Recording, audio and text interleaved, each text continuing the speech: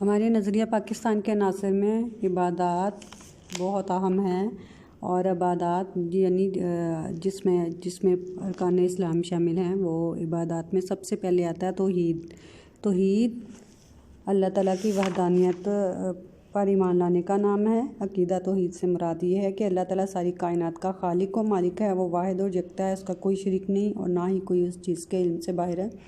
تو نظریہ پاکستان میں عقیدہ توحید ہمیں اس بات کا یقین دلاتا ہے کہ ہم ہندوؤں سے بالکل مختلف قوم ہیں، کیونکہ وہ بت پرست تھے اور وہ ان کے خدا نے وہ کئی خداؤں کی عبادت کرتے تھے۔ اس لیے مسلمانوں کا ان کے ساتھ برصغیر میں اکٹھا رہنا بہت مشکل تھا۔ اس کے علاوہ اگر ہم دیکھا جائے تو عقیدہ رسالت، دوسرا جو ہمارا عقیدہ ہے وہ ہے عقیدہ رسالت۔ عقیدہ رسالت کا مطلب ہے تمام رسولوں پر ایمان لانا، اور دائرہ اسلام میں آنے کے لیے تمام رسولوں پر ایمان لانا ضروری ہے۔ اور عقیدہ رسالت کا لازمی جز یہ ہے کہ حضرت محمد صلی اللہ علیہ وسلم کو اللہ تعالیٰ کا آخری رسول اور آخری نبی ماننا، اور یہ ایمان رکھنا کہ آپ صلی اللہ علیہ وسلم کے بعد کوئی نبی نہیں آئے گا، عقیدہ رسالت کا لازمی جزو ہے، اور جو اس کا انکار کرے گا وہ مسلمان نہیں ہو سکتا۔ نظریہ پاکستان اصل میں دو قومی نظریے کو نئی طرح تشکیل دینا ہے، اور دو قومی نظریہ ہی اصل میں نظریہ پاکستان ہے۔ پاکستان دو قومی نظریے کی بنیاد پر قائم ہوا، اور سر سید احمد خان نے اس کا تصور دیا۔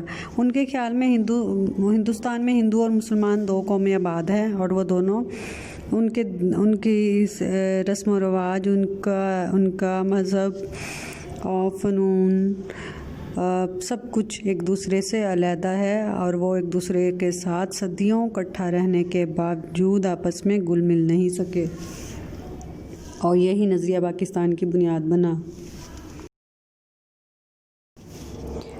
علامہ اقبال برصغیر کے ان مسلمان رہنماؤں میں سے تھے جنہوں نے مسلمانوں کو الگ ریاست کا تصور دیا اور نظریہ پاکستان پیش کیا۔ شروع میں آپ ہندو مسلم اتحاد کے حامیوں میں سے تھے، لیکن ہندوؤں کی تنگ نظری نے جلد ہی علامہ اقبال کو اس بات پر سوچنے پر مجبور کر دیا کہ وہ الگ وطن کا مطالبہ کریں۔ آپ نے خطبہ الہ آباد 1930 کے ذریعے مسلمانوں کے لیے الگ ریاست کا مطالبہ کیا تاکہ مسلمان اس میں رہ کر اپنے مذہب اور ثقافت کے مطابق زندگی گزار سکیں۔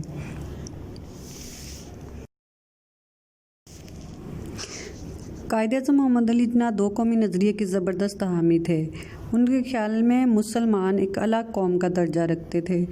ان کے خیال میں قومیت کی جو بھی تعریف کی جائے، مسلمان اس تعریف کی روح سے الگ قوم ہیں۔ وہ اس بات کا حق رکھتے ہیں کہ اپنی الگ مملکت قائم کریں۔ مسلمانوں کی خواہش یہ ہے کہ وہ اپنی روحانی، اخلاقی، تمدنی، اقتصادی، معاشرتی اور سیاسی زندگی کی مکمل نشوونما کریں، اور اس مقصد کے لیے وہ جو طریقہ اپنانا چاہیں وہ اپنائیں۔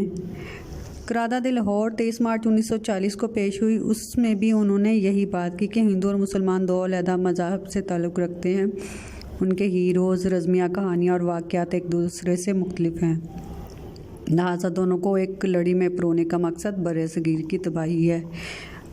ان کی یہ تقاریر نظریہ پاکستان کی بنیاد ہے، اور آج اسی نظریہ پاکستان کی بنیاد پر ہم ایک الگ ملک میں بحیثیت آزاد قوم زندگی گزار رہے ہیں۔